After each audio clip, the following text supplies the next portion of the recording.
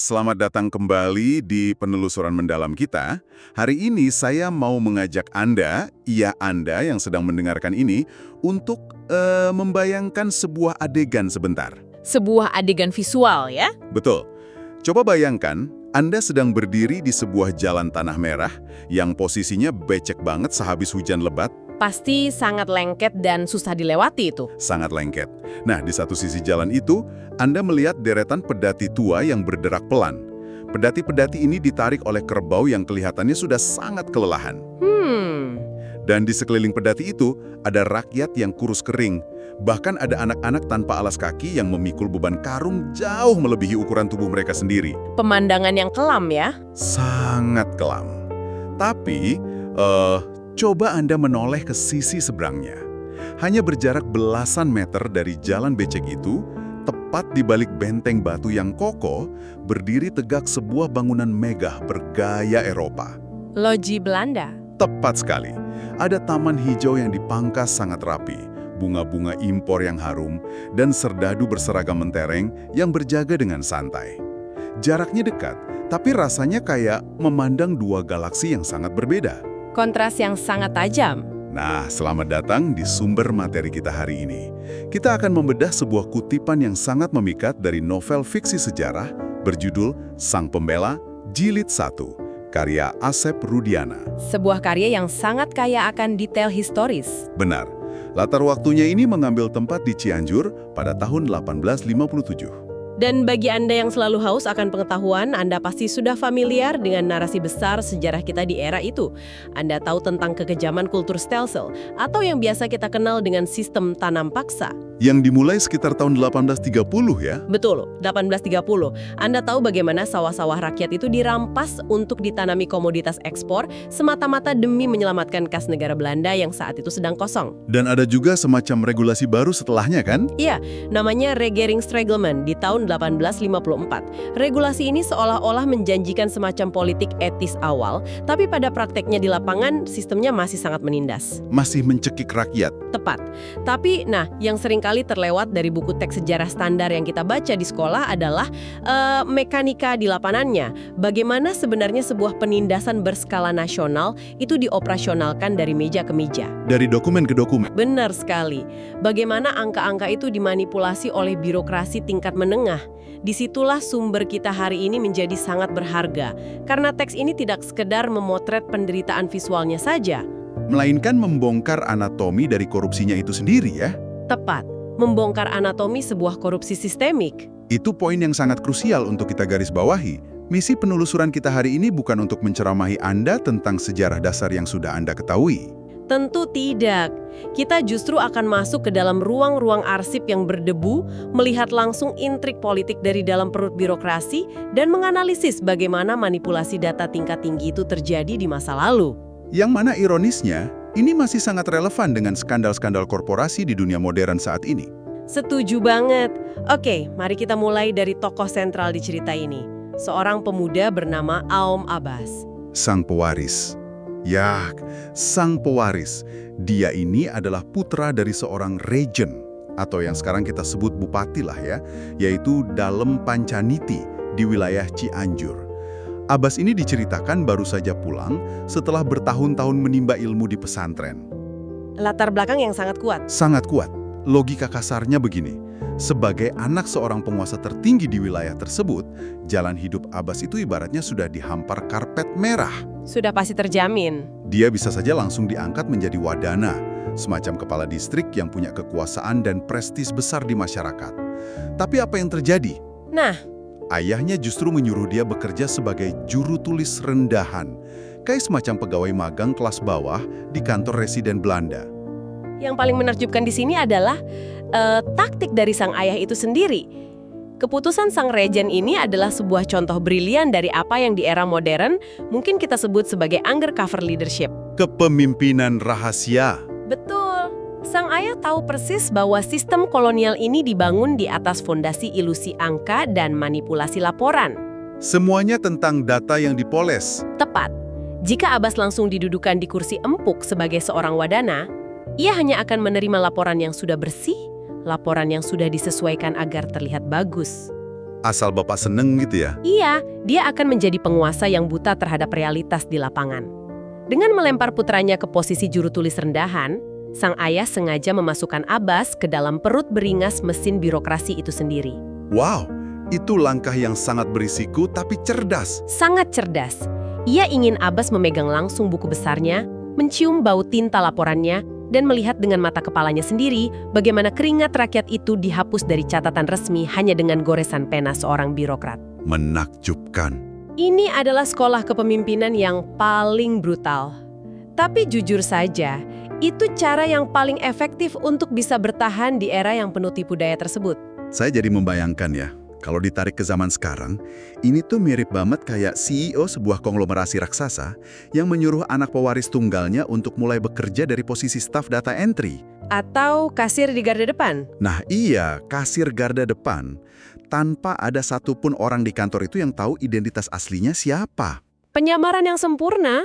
Dan di posisi paling bawah itulah, Abbas akhirnya menemukan realitas yang jauh lebih kompleks dari sekedar narasi penjajah melawan yang dijajah. Dunia yang berlapis-lapis. Benar. Di sana dia bertemu dengan rekan kerjanya sesama juru tulis, seorang pemuda bernama Johan. Profil si Johan ini jujur saja sangat menarik perhatian saya saat membaca sumbernya. Karena latar belakang rasialnya ya. Iya, dia adalah seorang pemuda Indo-Belanda. Ayahnya itu mantan tentara veteran Belanda yang cacat akibat Perang Jawa. Perang di Ponegoro. Yak, betul. Sementara ibunya adalah seorang perempuan pribumi yang bekerja sebagai pembantu rumah tangga di kediaman sang residen Belanda. Johan ini adalah representasi yang sangat sempurna dari area abu-abu dalam stratifikasi sosial masa kolonial. Bagaimana maksudnya area abu-abu itu?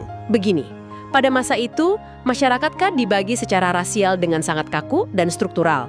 Ada golongan elit totok, yaitu orang-orang Eropa murni yang memegang kuasa mutlak, dan di lapis paling bawah ada kaum pribumi. Yang tenaganya diperas. Tepat. Nah, Johan ini berada di tengah-tengahnya. Dia terjepit. Dia punya darah Eropa dari ayahnya, yang memberinya sedikit akses ke pendidikan dan posisi sebagai juru tulis. Tapi dia tidak sepenuhnya diterima ya? Sama sekali tidak. Dia tidak akan pernah dianggap setara oleh orang-orang Belanda totok di loji tersebut. Dan di saat yang sama, melalui ibunya yang pribumi, ia merasakan langsung denyut penderitaan rakyat biasa. Dinamika antara Abbas dan Johan ini akhirnya menjadi semacam poros moral di dalam cerita tersebut. Keduanya sama-sama anak dari dua dunia yang terbelah. Sepakat. Abbas membawa darah biru bangsawan lokal yang kekuasaannya secara pelan-pelan dikebiri oleh sistem kolonial. Sementara Johan membawa darah campuran dari pihak penakluk dan yang ditaklukkan. Dan mereka berdua ini pada akhirnya sadar bahwa mereka sama-sama terjebak dalam sistem yang merendahkan kemanusiaan mereka. Dari posisi terjepit inilah, kolaborasi rahasia mereka dimulai. Sebuah aliansi yang tidak terduga? Betul. Saat Abbas mulai menjalankan tugasnya memeriksa buku-buku laporan hasil panen kopi yang tebal itu, insting kritisnya mulai bekerja. Dan disinilah segalanya mulai terbongkar. Oke, mari kita bedah ini. Karena temuan Abbas ini adalah jantung dari bagaimana korupsi sistemik itu beroperasi. Apa sebenarnya yang dia temukan di lembar-lembar catatan berdebu itu? Jadi begini, Abbas menemukan sebuah ketidaksesuaian angka yang sangat mencolok. Dan ini bukan sekedar salah hitung 1 atau 2 karung karena kopinya tumpah di jalan. Bukan human error biasa ya? Bukan. Dia secara diam-diam membandingkan buku catatan resmi yang dipegang oleh kantor residen Belanda dengan salinan laporan asli dari mandor lapangan di distrik Cibalagung. Distrik yang cukup besar penghasil kopinya. Sangat besar. Nah, di buku catatan resmi Loji, tertulis penerimaan kopi itu sebanyak 900 karung. 900? Iya. Namun, di catatan sang mandor lapangan yang baru saja tiba, angka kopi yang sebenarnya disetorkan adalah 1.200 karung. Ada selisih 300 karung. 300 karung yang menguap begitu saja. Penasaran dengan ini, Abbas selalu mundur dan membongkar laporan bulan sebelumnya. Dan polanya berulang. Sangat berulang. Catatan resmi mencantumkan 1.000 karung, padahal laporan mandor lapangan mencatat 1.500 karung. 500 karung hilang lagi. Betul. Jika dijumlahkan hanya dalam kurun waktu 2 bulan saja, total ada 800 karung kopi yang lenyap di telan bumi. Coba kita visualisasikan angka itu sebentar. Silahkan. 800 karung kopi di abad ke-19 itu bukanlah sesuatu yang bisa disembunyikan di dalam saku celana atau di laci meja kerja. Pasti butuh ruang yang sangat besar. Membutuhkan belasan atau bahkan puluhan pedati. Membutuhkan tenaga kerja yang besar untuk mengangkutnya dan koordinasi logistik yang masif. Tidak mungkin dilakukan satu orang. Tepat, fakta bahwa 800 karung bisa hilang dari catatan resmi menunjukkan bahwa ini bukan perbuatan satu oknum rendahan yang iseng. Ini adalah operasi pencurian terstruktur yang memang dilindungi oleh sistem birokrasi itu sendiri. Gila ya. Dan yang lebih mengerikan dari sekedar pencurian barangnya adalah siapa yang pada akhirnya harus menanggung kerugian finansial dari angka yang hilang ini. Nah, coba Anda jelaskan mekanismenya ke pendengar kita. Kalau catatan resmi di Loji menyebutkan ada kekurangan dari kuota yang diwajibkan oleh Belanda, apa dampaknya di lapangan? Bebannya itu akan jatuh langsung ke pundak penguasa lokal. Dalam kasus ini, Demang Cibalagung seorang pejabat pribumi setingkat camat besar. Karena dia yang bertanggung jawab atas wilayah itu. Betul, pemerintah kolonial itu tidak mau tahu soal urusan teknis. Mereka hanya menetapkan target setoran. Jika laporan di Loji mengatakan kurang, maka Sang Demang diwajibkan untuk menutupi selisih kerugian tersebut dengan hartanya sendiri. Wah, ini pemerasan terang-terangan. Sangat. Bagaimana cara Demang menutupi kerugian ratusan karung itu? Sang Demang terpaksa harus menguras kekayaannya sendiri, atau yang lebih buruk dan lebih sering terjadi, dia kembali memeras rakyatnya yang sudah kelaparan. Menyuruh mereka bekerja lebih keras lagi. Betul, untuk menutupi kuota yang sebenarnya sejak awal sudah mereka penuhi. Ini adalah lapis kedua dari penindasan. Perampokan ganda. Perampokan ganda. Rakyat dirampok tenaganya oleh sistem tanam paksa, lalu pemimpin lokalnya diperas untuk menutupi angka yang dimanipulasi oleh para birokrat korup di dalam Loji. Sebuah skema pemerasan yang brilian sekaligus sangat kejam. Untuk Anda yang mendengarkan ini, situasi yang dihadapi Abbas mungkin terasa sangat familiar jika ditarik ke konteks modern tempat Anda bekerja. Relevansinya kuat sekali. Anda mungkin pernah berada di situasi di mana Anda sedang mereview data atau laporan keuangan di kantor Anda. Laporannya itu terlihat sangat sempurna. Terlalu rapi. Terlalu rapi. Semua kolom berimbang, grafik pertumbuhannya masuk akal, semuanya hijau. Tapi insting profesional Anda menyadari ada sesuatu yang secara fundamental salah di balik angka-angka itu. Insting yang tidak bisa dibohongi. Itulah yang dirasakan Abbas.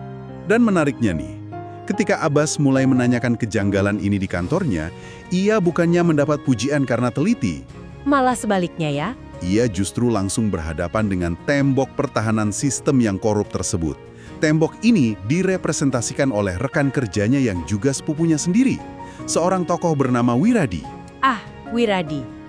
Kehadiran karakter Wiradi di ruang kantor itu memberikan lapisan psikologis yang sangat penting dalam cerita. Bagaimana tepatnya interaksi mereka digambarkan? Jadi Wiradi ini duduk persis di seberang meja Abbas. Dia digambarkan sebagai birokrat muda pribumi yang sangat ambisius dan haus validasi dari Belanda. Penjilat birokrasi? Tepat. Saat dia melihat Abbas mengamati angka-angka itu terlalu lama, dengan dahi berkerut, Wiradi langsung menegurnya dengan gaya arogan. Dia mengetuk-ngetuk jarinya ke meja dan memberi peringatan yang sangat dingin. Apa katanya? Intinya dia bilang begini, berhentilah sok pintar mencari-cari kesalahan di laporan itu. Karena satu saja langkah yang salah, pemerintah Belanda bisa menilai Abbas tidak layak untuk menggantikan ayahnya sebagai regen di masa depan. Menyerang kelemahan personalnya ya? Benar. Wiradi ini pada dasarnya adalah potret rekan kerja toksik di zaman modern yang rela memanipulasi apa saja demi promosi dan menyenangkan atasan. Bedanya, Wiradi memakai belangkon dan beskap. Dia tahu sistem itu busuk, tapi dia secara sadar memilih untuk menunggangi kebusukan itu demi ambisi pribadinya. Analogi yang pas banget. Wiradi ini adalah manifestasi sempurna dari bagaimana sebuah rejim opresif mempertahankan kekuasaannya.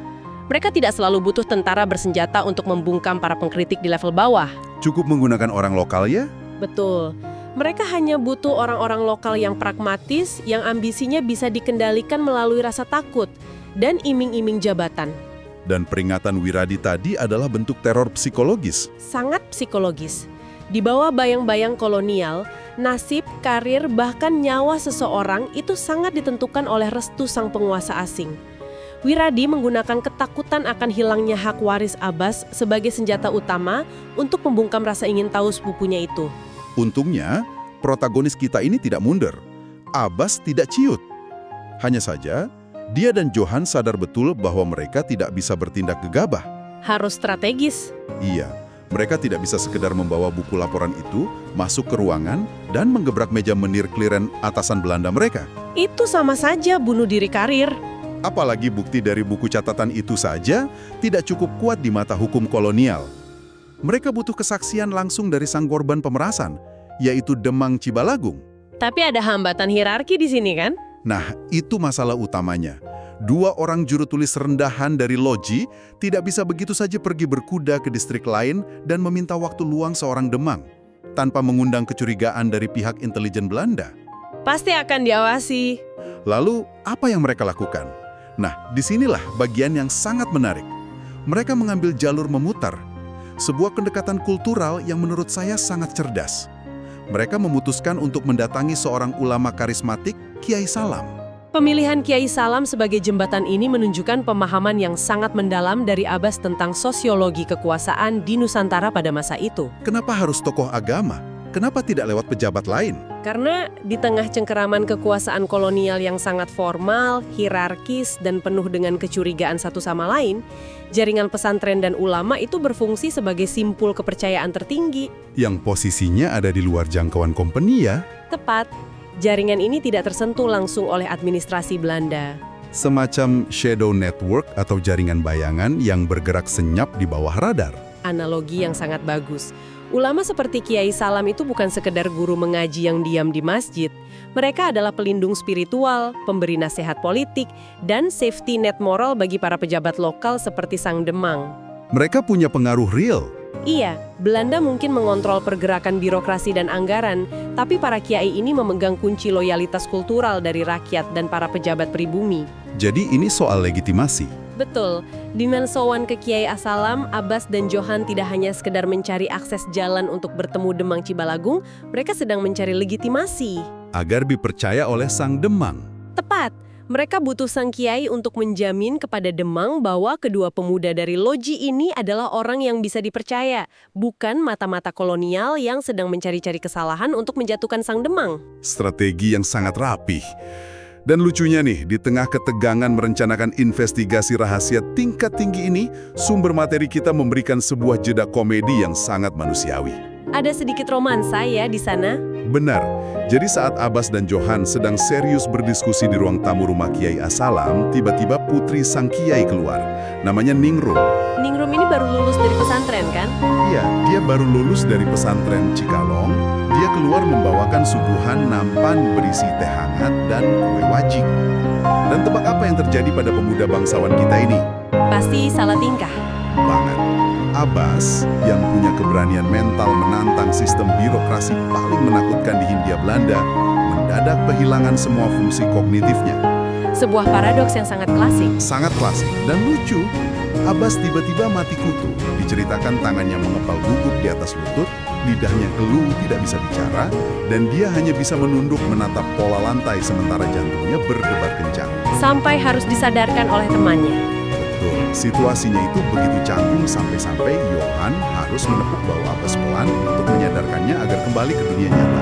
Detail kecil ini mungkin terdengar seperti bumbu romansa biasa dalam sebuah novel.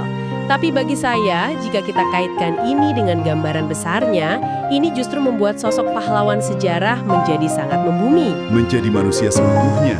Iya, ia bukan robot pejuang tanpa emosi yang hanya memikirkan nasib negara 24 jam sehari. Ia tetaplah seorang pemuda di usia awal 20-an yang bisa salah tingkah hanya karena senyuman seorang gadis berlesung pipit. Sentuhan humanis yang manis. Sangat penting untuk mengingatkan kita bahwa sejarah itu tidak digerakkan oleh tokoh-tokoh mitologi yang kebal peluru, melainkan oleh manusia biasa yang memiliki rasa takut, keraguan, dan tentu saja ketertarikan romantis. Namun, kembali ke misi utama mereka yang menegangkan. Setelah mendapatkan semacam visa kultural atau surat sakti dari Kiai Salam, langkah selanjutnya jelas jauh lebih berbahaya. Perjalanan ke kandang singa. Keesokan harinya, berbekal restu dari sang Kiai, Abbas dan Johan menempuh perjalanan cukup jauh menuju Cibalagung. Abbas menunggangi kuda kesayangannya yang bernama Si Jagur.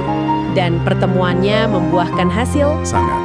Begitu mereka tiba dan akhirnya bisa duduk berhadapan langsung dengan Dalem Natamanggala, yaitu Sang Demang Cibalagung, semua teka-teki yang menghantui pikiran Abbas terjawab sudah. Sang Demang buka suara. Ya, Demang mengakui dengan nada yang sangat getir. Dia bilang bahwa catatan internal panen kopi di distriknya itu selalu, saya ulangi, selalu menunjukkan hasil yang melampaui target dari company. Artinya rakyat sudah bekerja melampaui batas kewajiban mereka. Betul, semua panen sudah dikirim utuh sesuai kuota. Tapi anehnya, selalu saja beberapa hari kemudian datang surat resmi dari Logi yang menyatakan kiriman mereka kurang. Dan Demang dipaksa menomboki kekurangan fiktif itu. Persis, bukti kerugian itu ada di sana, di depan mata Abbas. Sang Demang menunjukkan lembaran-lembaran buku catatannya sendiri, yang angkanya seringkali harus dihapus paksa dan ditulis ulang demi menyesuaikan dengan kehendak Logi. Penemuan itu adalah validasi telak dari hipotesis awal mereka di kantor. Konspirasinya terbukti. Korupsi 800 karung kopi itu nyata, sistematis, dan dirancang khusus untuk memeras kekayaan dari lapis paling bawah, sekaligus memperkaya elit perantara di tengah-tengahnya. Elit yang punya akses ke buku laporan tadi. Tepat, ini bukan sekedar tindak pidana pencurian biasa, ini adalah sebuah senjata politik. Dan ketika Anda mulai menyingkap selubung sebuah konspirasi sebesar ini, respons dari sistem tersebut biasanya datang dengan sangat cepat dan keras. Respon itu nyatanya datang jauh lebih cepat dari yang mereka bayangkan. Ketika Abbas dan Johan menempuh perjalanan pulang meninggalkan Cibalagung menuju pusat kota Cianjur, hari sudah meremang menuju senja. Waktu yang paling rawan untuk bepergian. Benar, jalanan setapak di tengah hutan jati itu sangat sepi dan mulai gelap. Tiba-tiba, laju kuda si Jagur terhenti mendadak. Ada rintangan di jalan. Ada sebuah batang pohon berukuran besar yang tumbang melintang menutupi seluruh lebar jalan setapak tersebut. Dan insting bertahan hidup Abbas langsung menyadari satu hal. Pohon itu tidak tumbang secara alami karena angin. Betul sekali. Sebelum mereka berdua sempat memutar arah kuda untuk melarikan diri, 5 pria bertopeng menyergap keluar dari balik semak-semak lebar. Penyergapan yang terencana. Gerakan para penyerang ini dideskripsikan sangat cepat dan efisien, layaknya profesional. Dalam hitungan detik, tubuh Abbas disekap kuat dari belakang, kepalanya ditutup paksa dengan kain hitam pekat, dan mereka berdua diseret ke sebuah gubuk tua yang pengap di tengah hutan. Ini adalah titik balik yang sangat krusial dari investigasi yang tadinya murni administratif berubah menjadi ancaman fisik langsung. Taruhannya nyawa sekarang. Bagaimana sumber teks kita mendeskripsikan proses interogasi di dalam gubuk tersebut? Suasananya digambarkan sangat mencekam. Setelah kain hitam di kepala mereka dibuka dengan kasar, Abbas melihat seorang pria kekar berdiri di depannya dengan tatapan yang sangat dingin dan mematikan. Pemimpin kelompok itu? Kemungkinan besar iya. Pria itu menodongkan sebuah ancaman yang sangat eksplisit, namun secara cerdik tidak menyebutkan satu nama pun. Kutipan langsungnya berbunyi seperti ini. Kami cuma bayangan, jangan ganggu urusan orang. Singkat tapi sangat mengancam. Sangat.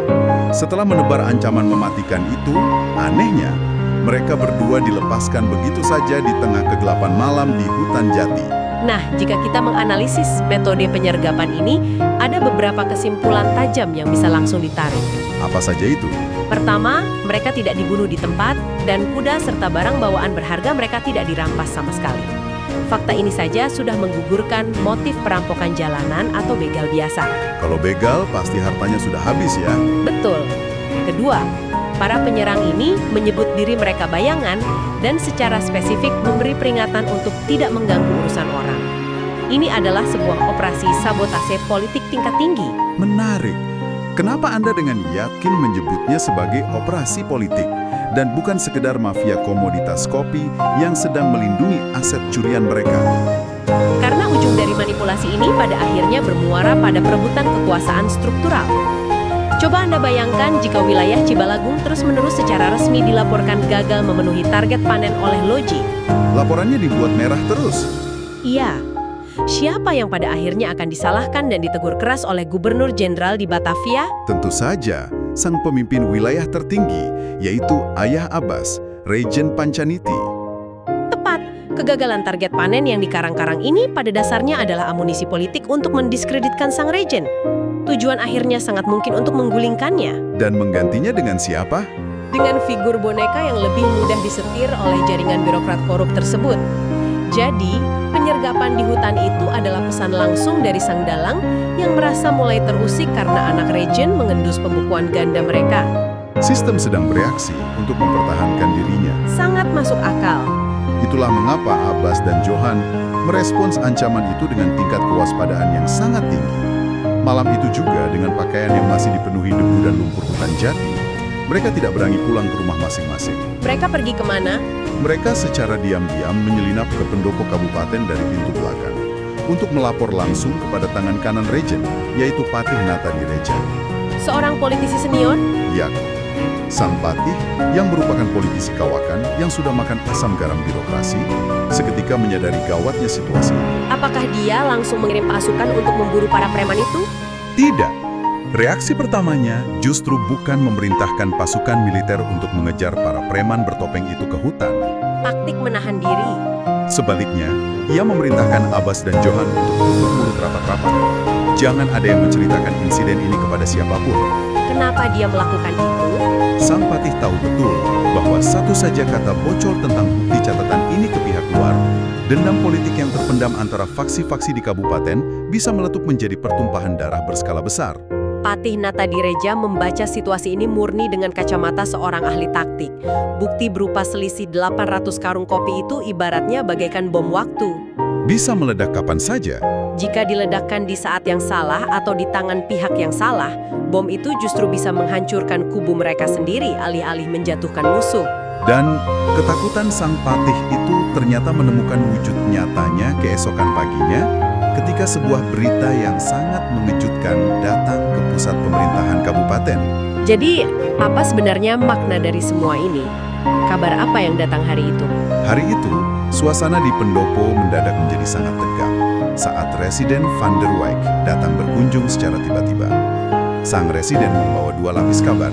Kabar buruk semua. Bisa dibilang begitu. Kabar pertama adalah realitas pahit yang sebenarnya sudah diketahui semua pejabat lokal, bahwa di berbagai wilayah pinggiran mulai marak terjadi pemberontakan sporadis. Karena faktor ekonomi. Ya, terjadi penjarahan gudang milik Belanda dan pencurian bahan pangan di mana-mana. Rakyat benar-benar sudah mencapai titik nadir karena kelaparan ekstrem dan musim paceklik yang berkepanjangan. Situasi sosialnya sudah seperti api dalam sekam. Betul, tapi kabar kedualah yang sukses membuat wajah seluruh pejabat kabupaten yang hadir di ruangan itu pucat pasi. Apa yang disampaikan sang residen Belanda itu? Residen memberitahu bahwa minggu depan, seorang inspektur tingkat tinggi akan datang langsung dari pemerintah pusat Belanda di Eropa, namanya Tuan van Hoevel. Wah, inspeksi mendadak dari pusat. Ya, kedatangan pejabat ini bukan sekedar kunjungan rutin tahunan biasa. Ia dikirim langsung karena ada desakan dan tekanan politik yang sangat kuat dari parlemen di negeri Belanda sendiri. Parlemen menuntut apa? Mereka menuntut agar pemerintah kolonial segera mengimplementasikan apa yang mereka sebut sebagai politik etis. Sebuah janji reformasi untuk memperbaiki nasib kaum pribumi setelah puluhan tahun diperas habis-habisan tenaganya. Ini memunculkan satu pertanyaan penting. Bagaimana posisi pemimpin lokal dalam situasi terjepit ini? Nah, itu dia. Kedatangan Tuan van Hoevel ini ibarat badai topan yang bisa menyapu bersih siapa saja yang tidak bersiap. Mari kita letakkan diri kita sejenak pada posisi Abah, sang Regen, untuk memahami beban psikologis yang ia tanggung. Pasti sangat berat. Sangat. Di satu sisi, ia terus-menerus ditekan oleh pemerintah kolonial lokal, seperti residen, untuk memastikan target kuota tanam paksa terpenuhi tepat waktu demi meredam segala bentuk kerusuhan sosial. Tapi di sisi lain, saat ia berkeliling distriknya, ia melihat dengan mata kepalanya sendiri, rakyatnya mati kelaparan di pinggir jalan. Mereka terserang wabah kolera dan terpaksa menjarah gudang beras hanya agar anak-anak mereka tidak mati hari itu juga. realitas yang menyayat hati. Kunjungan inspektur pusat ini adalah pisau bermata dua yang sangat tajam bagi kelangsungan kepemimpinan lokal. Apakah pisau itu bisa digunakan Regen untuk melawan sistem korup lokal yang kita bahas tadi? Ataukah pisau itu justru berpotensi akan menebas leher sang Regen sendiri karena dianggap gagal? Keduanya sangat mungkin terjadi. Tergantung siapa yang bermain lebih pintar ya. Betul. Dalam skenario ideal, kunjungan inspeksi ini bisa saja menjadi momentum emas bagi Regen untuk mengungkap penderitaan real rakyat dan memohon keringanan kuota setoran kopi. Tapi politik jarang sekali ideal kan? Tepat, realitas politik kolonial tidak pernah seideal itu. Jika skandal 800 karung kopi fiktif itu sampai ke telinga Tuan Van Heuvel tanpa konteks dan bukti yang tepat, pihak jaringan korup di loji bisa dengan sangat mudah memutarbalikkan fakta. Menjadikan Regen sebagai kambing hitam. Mereka bisa langsung menuduh sang Regen tidak kompeten, atau bahkan yang lebih parah, menuduhnya secara diam-diam mengizinkan penggelapan kopi tersebut. Mengambil untung sendiri gitu narasinya. Benar. Inspeksi yang niat awalnya dari Belanda itu untuk menjalankan politik etis, justru bisa dibajak dan digunakan sebagai senjata mematikan. Tujuannya untuk membersihkan struktur kekuasaan dari sisa-sisa pemimpin lokal yang masih peduli pada nasib rakyatnya. Dan kemudian menggantinya dengan kolaborator yang rakus tadi. Sebuah ketegangan politik yang merindingkan. Luar biasa intriknya. Dari seluruh rangkaian peristiwa bersejarah yang kita bedah hari ini, kita melihat satu benang merah yang sangat jelas. Bahwa keberanian di masa lalu itu tidak selalu berbentuk heroisme di medan pertempuran dengan pedang terhunus. Tidak selalu tentang adu fisik. Sama sekali tidak. Dalam banyak kasus yang menentukan sejarah, keberanian sejati adalah ketahanan mental. Keberanian adalah ketekunan seorang Ambanatas, pemuda yang seharusnya bisa hidup mewah dan nyaman di pendopo, tapi memilih untuk duduk meneliti angka-angka yang membosankan di atas kertas buram. Betul sekali. Keberanian adalah kecerdasan membaca peta sosial dan mencari sekutu yang tepat seperti Kiai Salam di saat sistem hukum dan birokrasi sama sekali tidak berpihak pada Anda. Dan jangan lupa soal menahan diri. Iya, dan yang paling penting, keberanian adalah kemampuan mengontrol ego dan menahan diri. Seperti yang diperintahkan Sang Pati malam itu, untuk tidak terburu-buru meledakkan amarah, melainkan menyusun strategi panjang ketika kepala Anda baru saja ditodong ancaman pembunuhan oleh bayangan sistem korup. Dan bagi Anda, para pendengar yang budiman, hikmah dari anatomi korupsi di tahun 1857 ini sebetulnya sangat aplikatif untuk tantangan yang sedang Anda hadapi saat ini.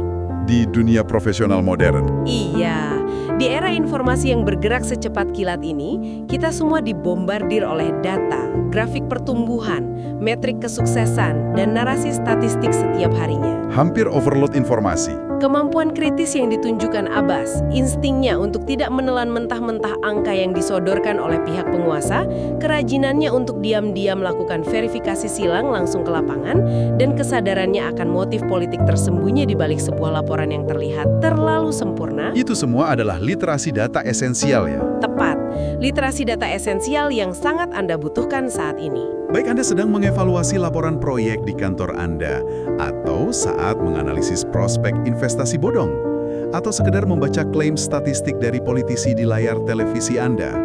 Tanyakan selalu hal ini. Siapa yang diuntungkan dari angka ini? Dan siapa yang diam-diam dipaksa menanggung kerugiannya? Sebuah pertanyaan yang harus selalu ada di kepala kita. Benar. Nah, sebelum kita benar-benar menutup percakapan yang intens hari ini, saya ingin meninggalkan Anda dengan satu detail kecil, namun menurut saya sangat provokatif dari awal cerita tadi. Silahkan. Saat Abbas pertama kali mulai bekerja di loji dan menelusuri tumpukan buku laporan Belanda, ingatkah Anda pada ejekan Wiradi, sepupunya yang sinis dan toksik itu? Yang mengetuk meja itu ya? Iya. Wiradi menatap Abbas dengan sebelah mata, merendahkannya, dan berkata begini, "Jarang ada santri yang bisa membaca laporan kerumit ini. Bukankah di pesantren kamu hanya diajari membaca huruf pegon?" Oh, sentilan yang meremehkan pendidikan pesantren. Huruf pegon, bagi Anda yang mungkin belum tahu, adalah abjad Arab yang dimodifikasi khusus untuk menuliskan bahasa Jawa atau Sunda. Dan memang itu adalah bahasa literatur utama di jaringan pesantren masa itu ya. Merang betul, ejekan Wiradi ini adalah asumsi klasik kaum birokrat yang sudah terbaratan, yang meremehkan siapapun yang berasal dari latar belakang kultural tradisional. Dan disitulah letak tamparan baliknya yang paling epik. Bagaimana Abbas membalasnya? Wiradi berasumsi bahwa seorang santri udik tidak akan mungkin mampu membedah bahasa administrasi kolonial yang berbasis huruf Latin dan sistem tata buku ganda Eropa. Terlalu rumit buat santri, pikirnya. Tapi Abbas mematahkan asumsi arogan tersebut secara total. Dia membuktikan bahwa dia tidak hanya mampu memahami huruf Latin, tapi ia berhasil merates logika pembukuan penjajah itu sendiri. Memakai senjata lawan. Persis. Abbas secara brilian menggunakan alat, bahasa, dan sistem dari pihak yang selama ini menindas rakyatnya dan mengubahnya menjadi sebuah instrumen investigasi yang sangat tajam untuk membongkar kebusukan sistem itu sendiri dari dalam jantungnya. Wow, Ironi yang sangat indah. Sangat indah. Jadi, pertanyaan terakhir yang ingin saya tinggalkan untuk Anda renungkan sambil melanjutkan aktivitas Anda hari ini adalah ini. Seberapa sering Anda membiarkan orang lain meremehkan potensi besar Anda hanya karena latar belakang keluarga, gelar akademik, atau dari mana Anda berasal? Jangan biarkan mereka mendikte kapasitas Anda. Dan yang lebih penting lagi, di dunia tempat Anda berkarya saat ini, apa sebenarnya bahasa sistem tersebut? Entah itu bahasa kode programming, bahasa regulasi hukum yang rumit, atau literatur analisis finansial korporasi. Bahasa yang perlu dikuasai. Ya, bahasa yang perlu Anda pelajari dan kuasai hari ini, agar suatu saat nanti Anda bisa meruntuhkan hambatan dan membongkar ketidakadilan dari dalam sistem itu sendiri. Sebuah renungan yang sangat menantang. Pikirkan itu baik-baik saat Anda menjalani hari Anda. Terima kasih sudah meluangkan waktu dan bergabung dalam penelusuran mendalam kita kali ini. Teruslah kritis, teruslah belajar, dan sampai jumpa di topik menarik berikutnya.